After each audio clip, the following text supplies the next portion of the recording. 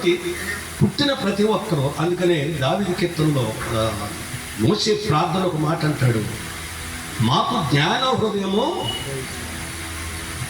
నరుని ఆయుష్ 70 సంవత్సరాలు, అధిక బలం ఉన్న ఎడల 80 సంవత్సరాలు. ఎంత ఇచ్చేసాడు. ఆ మెడిసిన్స్కి ఎలాగైతే ఎక్స్పైరీ డేట్ ఇస్తాడో మనుషులకు కూడా ఎక్స్పైరీ డేట్ అయిపోయింది.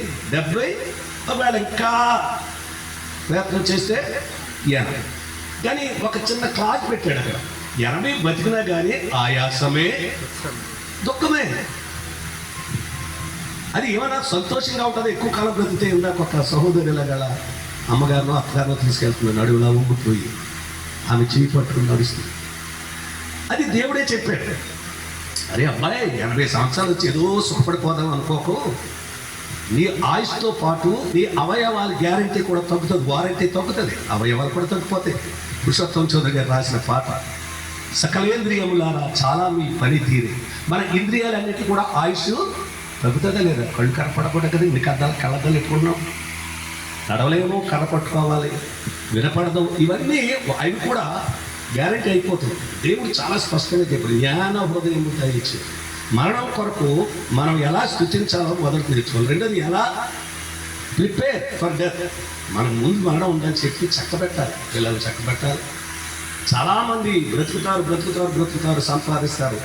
వారు చనిపోయేసరికి కుటుంబంలో కలతలు ఉంటాయి. ఆ ఇంగ్లీష్ కవి ఏం రాశాడంటే, నీ వెనుకున్న వారికి కన్ఫ్యూజన్గా నువ్వు చావద్దు అన్నాడు. నీ వెనుకున్న వారికి నిరీక్షణ లేకుండా చేసి నువ్వు, అది మన క్రైస్తవ జీవితంలో చనిపోయేవారికి. అందుకనే ప్రిపేర్ ఫర్ డెత్, ప్రిపేర్డ్. దీని గురించి మా మనవాళ్ళందరూ ఒక వ్యక్తిని చెప్పుకోవాలి. మా తాత సికిలే వెంకటరెడ్డి గారు, ఆయన హీరో అండి.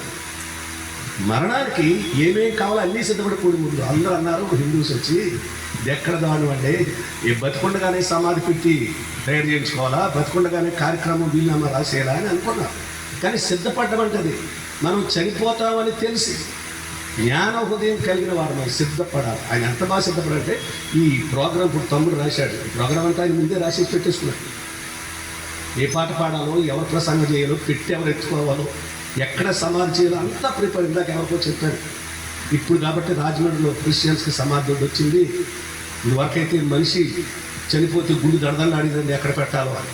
నేను అంటున్నాను, మనకి ఇల్లుకి ఎంత ప్రాధాన్యత ఇస్తామో మన సమాధి స్థలానికి కూడా అంతే ప్రాధాన్యత ఇవ్వాలి. ప్రతి ఒక్కరు ఎవరికారు స్థలం కొనుక్కొని డిగ్నిఫైడ్గా దాంట్లో సమాధి చేయబడాలి. కాబట్టి ఆయన ప్రిపేర్ అయ్యాడు కదా. మొదటిది praise god for the death అని, రెండవది ప్రిపేర్ డెత్, మూడవది ప్లాన్. నీ ప్లాన్ చేసుకోవాలి, మరణం ఉందన్న సంగతి తెలుసుకో, ప్లాన్ చేసుకోవాలి. ఇలా ప్లాన్ చేసుకునే వాళ్ళు అమాంతంగా ఏదో పెద్ద ప్రమాదం వచ్చినట్టు గోల పెట్టేస్తారు.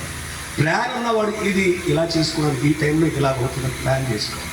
ఇది ఎవరు చేసుకోవాలగలరంటే, ప్రభువైన యేసు క్రీస్తులో విశ్వాసం నుంచి రక్షింపబడిన వారు మాత్రమే మరణాన్ని ఎదుర్కోగలరు, ధైర్యంగా ఎదుర్కోగలరు. చాలామందికి ఒక మూఢనమ్మకం ఏంటంటే, యాక్సిడెంట్ అయిపోయి ఫాస్ట్గా చనిపోయినప్పుడు పాపం ఏం పాపం చేశాడు అనుకుంటారు.